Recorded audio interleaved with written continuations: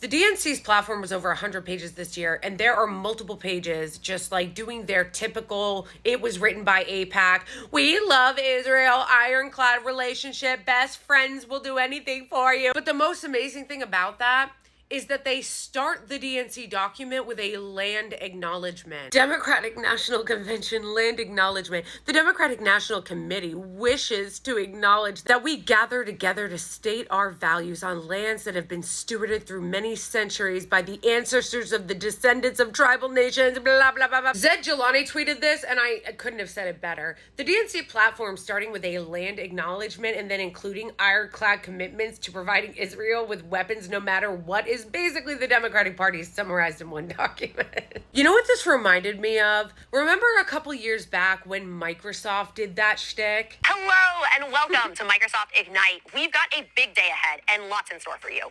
First, we want to acknowledge that the land where the Microsoft campus is situated was traditionally occupied by the Sammamish, the Duwamish, the Snoqualmie, the Suquamish, the Muckleshoot, the Snohomish, the Tulalip, and other Coast Salish peoples since time immemorial.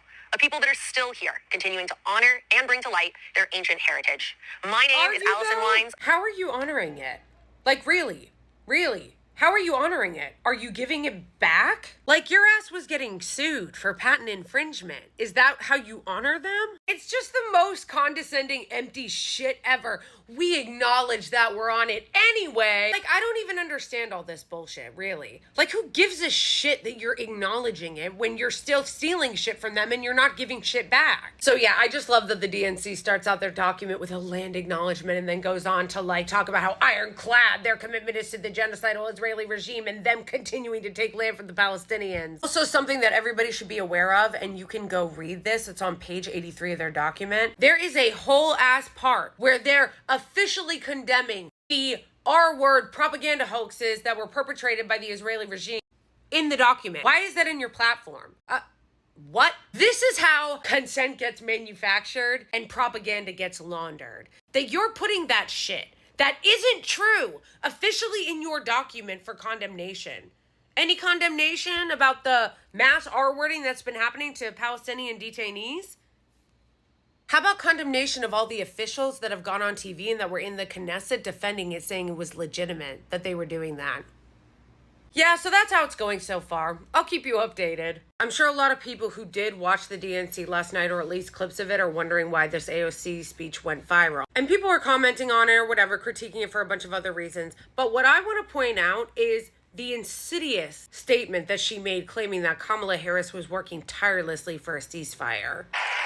And she is working tirelessly to secure a ceasefire in Gaza and bringing hostages home. Okay, except she's not.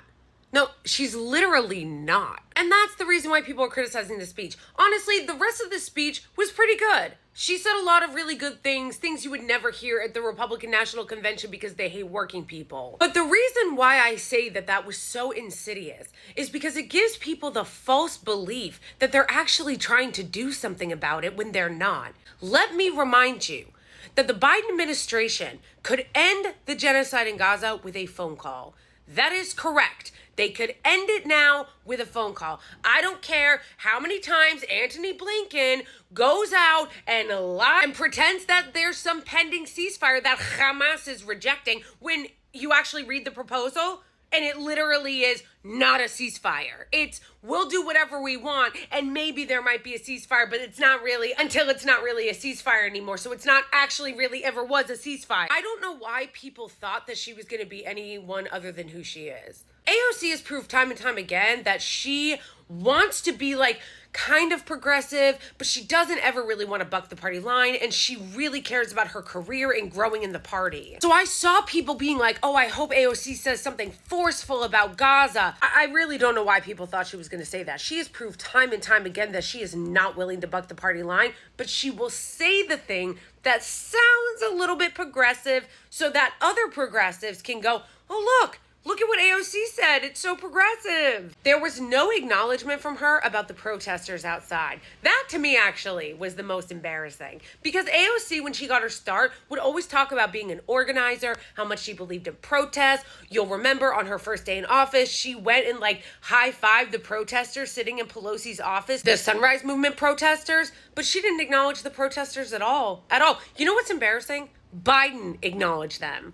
So she didn't acknowledge them at all. None of the other people at the convention acknowledged all the protesters that were outside protesting against the genocide, except Biden. You know it's really bad when Biden is the one acknowledging the protesters and you're not, and you're supposed to be the progressive lefty. And I'm not just trying to nitpick or whatever, because I know people will be like, well, what about Trump? No, guys, we know that Trump and the Republicans are absolutely bloodthirsty lunatics that are openly genocidal against Gaza. That's why we're not talking about it. It's a waste of time. But it bothers me, and I know it bothers a lot of other people that are anywhere even on the left spectrum, that they say stuff like this because not only is it a lie, it is not true. They're not tirelessly working for a ceasefire. It sounds absurd if you actually think about it, because the administration has the power to stop arms shipment to them right now. That would force a ceasefire because the Israeli regime depends on our weapons.